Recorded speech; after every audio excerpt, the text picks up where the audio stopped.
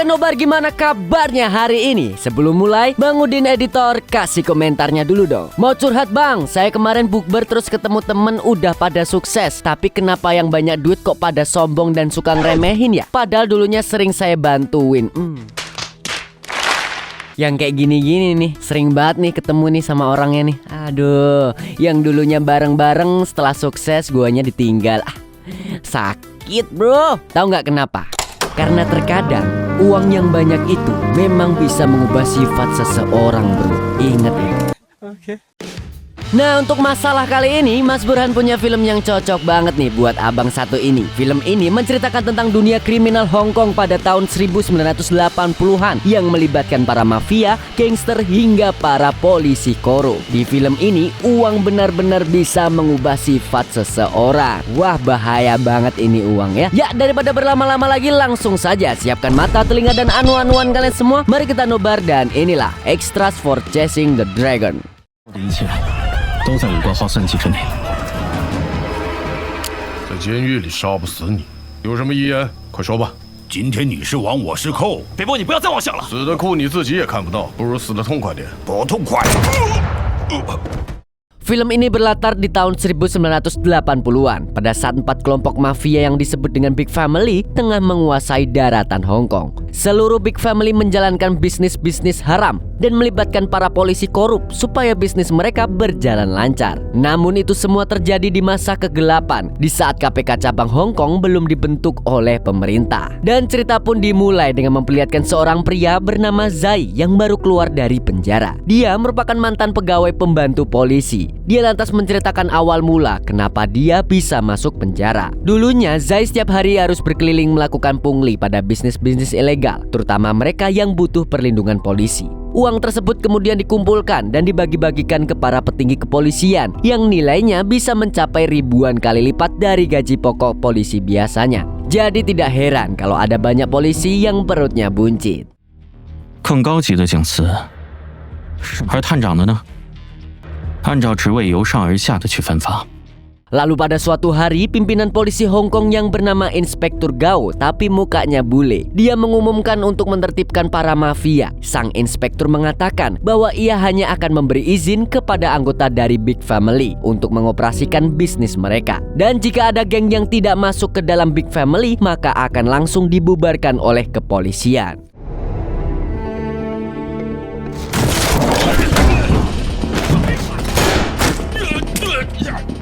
Dalam hal ini, polisi yang ditugaskan untuk melakukan pembubaran geng adalah Sule. Dan dalam waktu yang sangat singkat, Sule berhasil naik pangkat. Bahkan, dia berhasil menduduki jabatan sebagai kepala polisi yang baru. Pada suatu hari, Sule menerima uang tambahan dari rekan kerjanya yang bernama Wan Chiong. Yang ternyata itu merupakan uang suap dari sebuah geng yang dipimpin oleh Fei Bo. 希望和你见面交个朋友。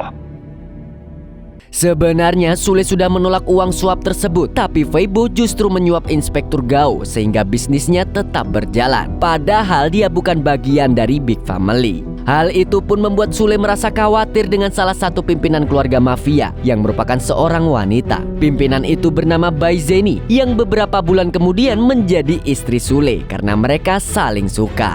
Sule takut kalau keberadaan Fei Bo akan mengancam bisnis Bai Zeni. Oleh karena itu, Sule pun menemui Fei Bo untuk membahas masalah ini. Di sana, Sule juga bertemu dengan seorang pria bernama Hao.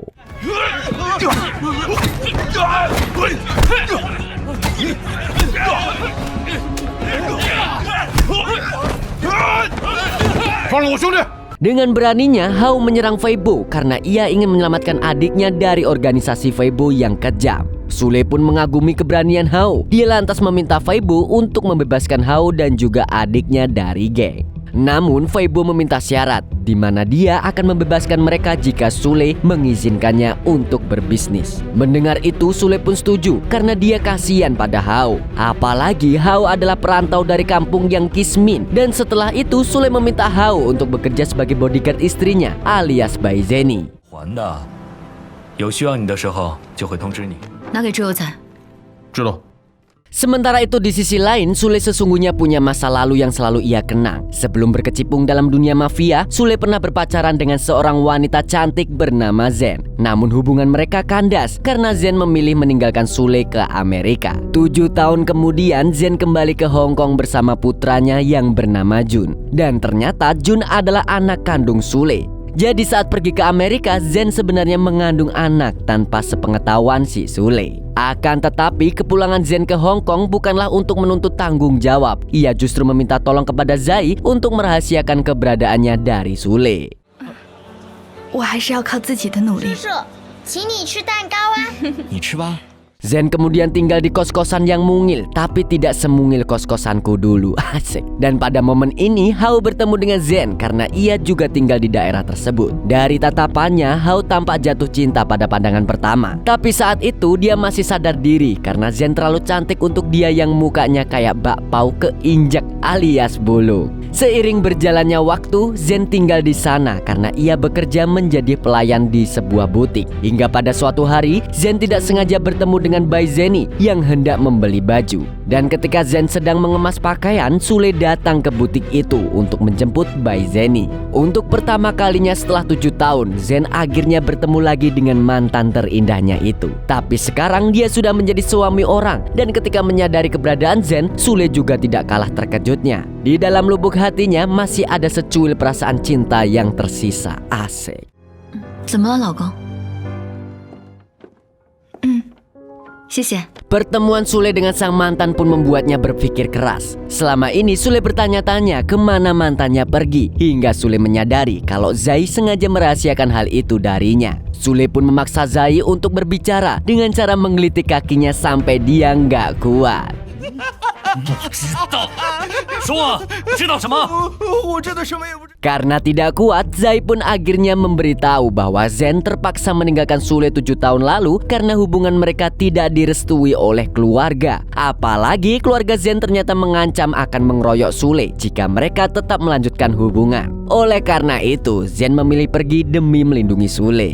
Di sisi lain, Hao semakin dekat dengan Zen karena sering dimintai bantuan. Malam itu, Hao membantu Zen memasang bohlam di kosannya. Setelah itu, Hao mengajak Zen makan malam. Tapi karena ingin membersihkan kamar kosnya dulu, Zen pun menolaknya secara halus. Oleh karena itu, Hao berjanji akan membelikan makanan untuk Zen dan Jun. Dan belum lama setelah Hao pergi, tiba-tiba Sule datang menemuinya.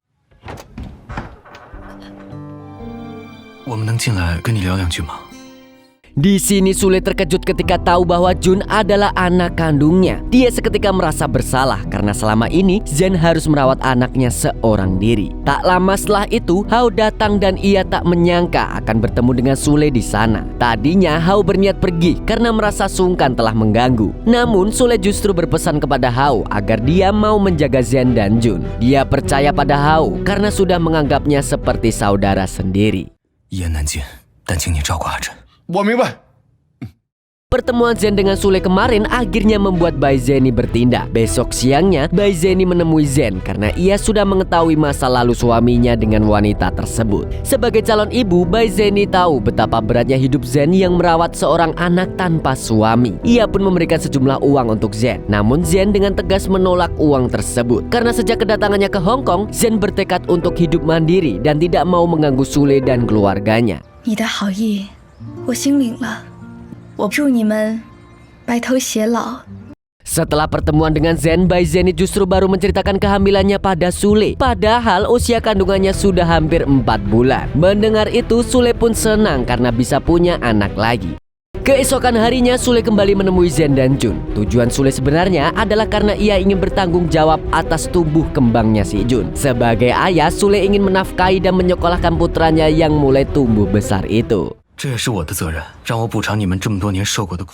Sementara itu di lain tempat terlihat Feibo punya rencana baru dengan Wen Xiong. Karena ternyata Sule melarang Feibo untuk mendirikan organisasi sendiri dan menyuruhnya untuk fokus di gengnya saja. Oleh karena itu Feibo pun berniat menghancurkan salah satu big family yang paling berkuasa, yaitu organisasi milik Bai Zeni. Di mana Bai Zeni memiliki ratusan bisnis haram, mulai dari kasino yang merupakan bibit-bibit judi slot hingga bisnis barang haram lainnya. Diam-diam Feibo mendatangi Inspektur Gao selaku komisaris polisi, lalu menyuapnya agar agar mau mengeluarkan surat penggeledahan pabrik barang haram milik Bai Zeni. Dan tidak butuh waktu lama, operasi itu pun langsung dilaksanakan. Bai Zeni pun panik dan langsung menelpon Sule untuk meminta bantuan. Sayangnya Sule rupanya tidak bisa bertindak lebih jauh karena katanya operasi penggerebekan itu dijadwalkan dari pemerintah pusat. Dan Sule pun merasa kesal karena pihak Inspektur Gao tidak memberitahunya tentang penggerebekan ini. Tapi karena situasinya sudah mendesak, mau tak mau Bai Zeni dan Hao harus menghadapi para polisi bayaran Feibo tersebut.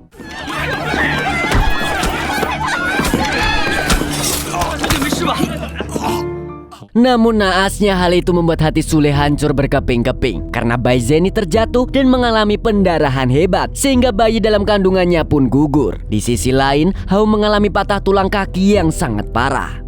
Untuk mengurus masalah ini, Sule kemudian melakukan investigasi secara diam-diam. Awalnya memang tidak ada yang mencurigakan, tapi Zai menyadari bahwa Wen Xiong semakin sering bertemu dengan Feibo. Dia menduga kalau Wen Xiong telah berkhianat dan bekerja sama dengan Feibo. Untuk itu, Sule segera membalas perbuatan Feibo dengan menjebaknya atas kasus kepemilikan barang haram. 真你和阿豪报仇。你给我未出生的孩子偿命。 Dan dengan jebakan itu, Feibo akhirnya dijebloskan ke penjara. Ya, beginilah gelapnya dunia kepolisian. Bukannya mengayomi masyarakat, malah sibuk saling jebak. Aduh, aneh. Sementara itu, setelah Bai Zeni pulih, ia menjenguk kondisi Hao yang sekarang menjadi pincang. Bai Zeni pun mengapresiasi pengorbanan Hao dan menunjuknya sebagai wakil bos, bukan hanya sebagai bodyguard. Dengan kata lain, kedudukan Hao sekarang semakin tinggi dan bayaran yang dia terima pun semakin besar. Setelah bertemu dengan Hao, Bai Zeni dan Sule pun bergegas pulang. Tapi sebelum itu, Bai Zeni pamit sebentar untuk ke toilet. Dan ketika sedang menunggu istrinya, secara tidak terduga Sule justru bertemu dengan Zen yang ingin menjenguk Hao. Dan tidak disangka-sangka, ternyata Zen sudah resmi berpacaran dengan Hao. 那你就光明正大呀！你是单身，我也是单身，那已经是6、7年前的事情了。我也准备搬家，真的吗？陪我散散步吧。就 Ya, walaupun bingung kenapa Zen bisa suka dengan muka tua seperti Hao, tapi Sule tetap menghargai keputusannya. Yang terpenting mereka berdua bisa bahagia. Tak lama kemudian, Bai Zeni melihat Zen yang bertemu dengan Sule. Dia sempat cemburu, tapi setelah tahu Zen sudah berpacaran dengan Hao, dia merasa sangat lega. 是阿豪的女朋友啊，泽夫老公。好。 Singkat cerita, Hao akhirnya menikah dengan Zen. Tentu saja Sule dan Bai Zeni menghadiri pernikahan tersebut dan ikut merasa bahagia. Sepulangnya dari pesta, Bai Zeni akhirnya mengaku kalau sebenarnya ia pernah mengorek masa lalu suaminya. Akan tetapi sejauh pengamatan Bai Zeni sampai saat ini, Sule sudah sepenuhnya move on dari Zen. Lagi pula Zen juga sudah menikah dengan pria pilihannya. Saat mereka hendak pulang, Bai Zeni meminta tolong pada Sule untuk mencari arlojinya yang ketinggalan di dalam. Sedangkan dia akan menunggu di mobil. Tapi saat Bai Zeni mau masuk mobil, tiba-tiba 找人暗杀许乐。 dan gara-gara ledakan itu, Bai Zeni pun tewas dengan sangat mengenaskan. Di sini hati Sule benar-benar hancur. Setelah anaknya gugur di kandungan, kini dia harus kehilangan istri tercintanya. Dan dia sangat yakin semua ini adalah ulah Feibo. Waktu pun berlalu dengan sangat cepat, dan setelah kematian Bai Zeni, seluruh urusan bisnis langsung diambil alih oleh Hao, dan Sule akan menjadi penasehatnya. Di bawah kepemimpinan Hao, bisnis keluarga Bai Zeni menjadi semakin maju. Namun secara perlahan, Hao mulai berubah dari sosok yang baik hati dan berhati lembut menjadi sosok yang kejam dan serakah. Bahkan dia tak segan-segan berbuat kejam untuk menjalankan aksinya itu, sampai akhirnya ia berhasil menjadi pemimpin di antara 3 big family mafia lainnya. 很快，他就成为了4大家族之首。 Tuh kan bener, uang itu memang benar-benar bisa mengubah sifat manusia, coy.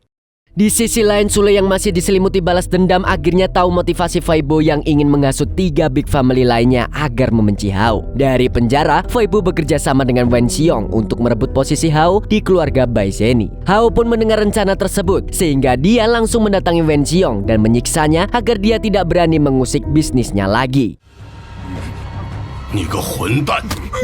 挑拨的下场你看到了吧？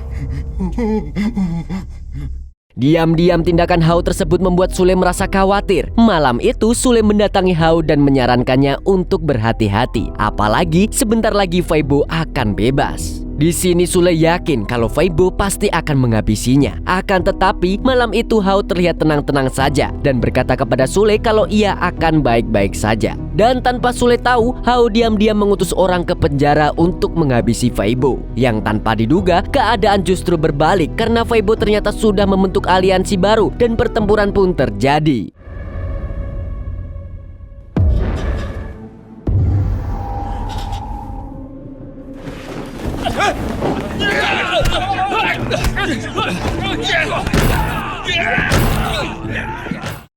Beberapa bulan kemudian, Weibo akhirnya resmi dibebaskan. Dan setelah itu, Inspektur Gao yang dari awal memihak Weibo meminta Hao agar membagi wilayah kekuasaannya kepada Weibo. Di situ, karena dia tidak bisa menolak permintaan Inspektur, Hao memberikan 2 wilayah potensial miliknya yang langsung disetujui oleh semua pihak kecuali Sule. 干杯 ，Cheers！ 干杯！ Besok harinya, Hao mengungkapkan alasannya memberikan 2 wilayah itu karena ia tahu jika Inspektur Gao akan segera pensiun. Dan setelah Inspektur pensiun nantinya, dia yakin kalau Weibo dan Wen Xiong pasti akan melempem alias tidak berbahaya karena tidak punya backingan aparat. Seperti yang kita tahu, kalau bisnis mau lancar, kita harus punya backingan polisi atau pejabat. Kalau enggak ya hancurlah. Mana main. Di lain pihak, Weibo diam-diam berencana menaklukkan Hao dengan cara mengambil hati para pegawai Hao yang ada di pabrik barang haram di Thailand. Weibo pun menyuntik mereka dengan dana yang begitu besar dan berharap kalau orang-orang Thailand itu akan pindah kubu ke gengnya. 那当然，哈坤是信心的保证啊。 跟阿豪根本没得比。 Sedangkan di saat yang sama, Zai membawa kabar kalau sebentar lagi pemerintah Hong Kong akan membentuk KPK, yaitu Komisi Pemberantasan Korupsi. Lembaga tersebut akan dihuni oleh para jaksa dan perwira yang berintegritas dan siap menangkap siapapun yang melakukan tindak pidana korupsi tanpa pandang bulu. Yang artinya Sule juga bisa tertangkap karena selama ini melindungi bisnis-bisnis haram. Tak lama kemudian Sule mendapat telepon dari pimpinan KPK, Yang Li atau biasa dipanggil Komandan Li. Dia ternyata ingin bertemu dengan Sule karena dia telah menelusuri kasus korupsi yang melibatkan mafia dan polisi di Hong Kong. Sebelum itu, Komandan Li sudah menelusuri sepak terjang Sule yang sering berurusan dengan Big Family. Namun Komandan Li memberi 2 tawaran kepada Sule, yaitu menjadi saksi kunci atas kasus-kasus penyuapan para polisi dan lepas dari hukuman atau tetap memihak pada para mafia. 掌握着你们的犯罪证据，足够你下半辈子该懂得选择。 Sule pun tahu kalau posisinya terjepit, tapi ia menyempatkan diri bertemu Hao dan mengingatkan pria itu bahwa lembaga KPK itu sedang melakukan pengintaian. Sule berharap agar Hao lebih berhati-hati, bahkan kalau bisa justru meninggalkan Hong Kong secepatnya. Dia mengatakan itu karena ingin melindungi Hao, Zen, dan Jun. Akan tetapi Hao rupanya tidak percaya dengan itu. Ia berpikir jika KPK akan sama seperti para polisi Konoha yang langsung nurut kalau nerima kertas warna merah bergambar Soekarno-Hatta. Bukannya memikirkan kehadiran KPK, Hao justru masih berambisi untuk menghabisi Weibo. Tak lama kemudian, dia mengendus upaya yang dilakukan Weibo di Thailand. Ia pun langsung terbang ke Thailand dan menginterogasi Weibo di hadapan para anak buahnya. Posisi Weibo pun seketika terdesak. Dia pun menyuruh orang-orang Thailand untuk berpihak padanya. Tapi ternyata mereka semua justru masih setia kepada Hao. Dan pada akhirnya, Hao pun langsung menghabisi Weibo saat itu juga. 多痛快！ Weibo tetap koit di tempat. Di saat yang sama, KPK semakin gencar menangkap para pejabat tinggi yang terbukti melakukan korupsi. Sule pun semakin merasa khawatir terhadap Hao, tapi ia tak bisa menghubungi pria tersebut karena sedang diawasi. Maka Sule berpikir jika ia perlu menemui Zen untuk membahas masalah ini. Pada intinya, Sule minta tolong kepada Zen supaya membujuk suaminya agar pergi dari Hong Kong sebelum semua terlambat. Kali ini, Sule tahu kekuatan KPK yang tidak bobrok seperti KPK di negeri Konoha. Dan dia yakin tidak mungkin ada orang yang bisa lolos dari mereka. Oleh karena itu, dia khawatir Hao akan ditangkap dan bisa membahayakan hidup Zen dan Jun. 你和小俊好不容易才过上好生活， Maka begitu Hao pulang dari Thailand, Zen langsung menemui suaminya dan membujuknya agar pindah dari Hong Kong. Zen beralasan kalau ia ingin menyekolahkan Jun ke tempat yang lebih baik. Selain itu, Zen sudah merasa cukup dengan harta yang mereka miliki sekarang, sehingga akan mudah bagi mereka untuk memulai hidup baru di negeri orang. Sayangnya, Hao langsung tahu kalau itu cuma suruhan Sule. Dan tanpa ragu, Hao mulai menuding kalau Zen telah berselingkuh. 有没有把他当兄弟？有没有？ 这关你什么事啊？ Hubungan Zen dan Hao pun seketika memburuk setelah peristiwa tersebut. Hal itu sontak membuat Sule memikirkan keselamatan mereka berdua. Sule merasa bersalah karena ia tak bisa melindungi Zen dan juga Jun. Dia tidak menyangka kalau Hao yang dulunya baik hati kini menjadi kejam setelah punya banyak uang. Di waktu yang bersamaan, KPK mulai menangkap orang yang terlibat korupsi satu persatu. Dan yang pertama ditangkap adalah orang kepercayaan Sule, yaitu Zai. Zai pun diinterogasi selama 10 jam dan diberi pertanyaan yang sama untuk mengungkap nama-nama polisi yang korupsi. Akan tetapi Zai tidak mau buka mulut. KPK pun melepaskannya untuk sementara waktu, tapi dia akan terus diawasi selama 24 jam.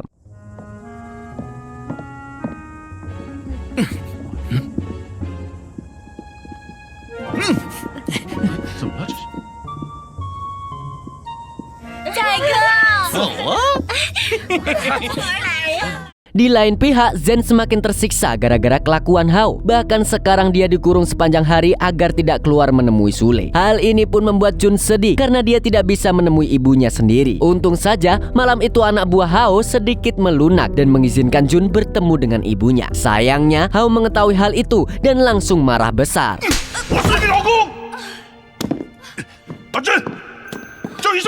Esok harinya Zen yang terluka parah nekat kabur dari rumah sambil kesakitan. Tapi di tengah jalan dia tidak kuat dan jatuh pingsan. Beruntung Sule sedang berada di sekitar sana dan langsung membawanya ke rumah sakit. Namun naasnya Zen tidak bisa diselamatkan karena luka di tubuhnya terlalu parah. Semua itu terjadi karena Hao terlalu sering menyiksanya. Di sini Hao pun sangat menyesal dan merasa bersalah karena dia telah membuat istrinya meninggal dunia. Tapi Sule jauh lebih marah. Dari awal Sule sudah meminta Hao untuk menjaga Zen, tapi kini kenyataannya berkata sebaliknya dan itu membuat Sule sangat murka.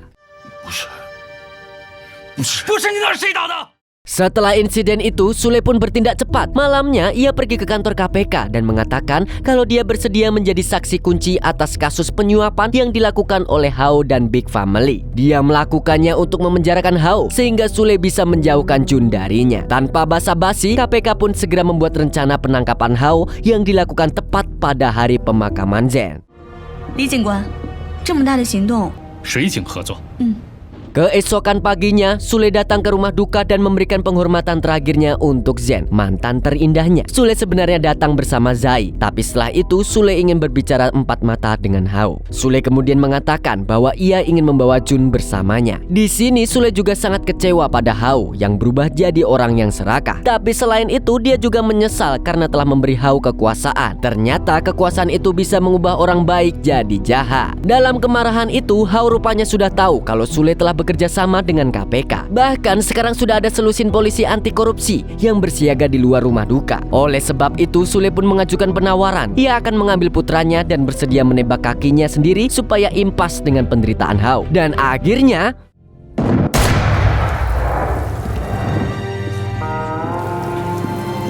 Hao kemudian ditangkap KPK dan setelah itu KPK juga menangkap para pejabat dan mafia yang terlibat dalam kasus tersebut. Dan sebenarnya Sule juga akan dipenjara meskipun vonis hukumannya akan dikurangi karena ia membantu penyelidikan polisi. Namun setelah penangkapan Hao hari itu, Sule menghilang bersama Jun. Ia kemudian menjadi buronan internasional dan tidak pernah tertangkap hingga sekarang. Film pun tamat. Dari film ini kita belajar kalau susah menjadi orang benar di tengah sistem yang salah. Jadi kalau ada orang yang bilang ingin membuat perubahan dari dalam, nggak usah percaya deh. Karena kalau sudah di dalam, kemungkinan besar akan ikut terjerumus juga. Karena percayalah, duit bisa bikin orang baik jadi jahat. Ingat itu baik-baik coy. Dan segitu dulu dari Mas Burhan Sang Kicomania. Sampai jumpa di video selanjutnya. Bye-bye. Angin membawa bisikan siang, burungku terbang melesat, menari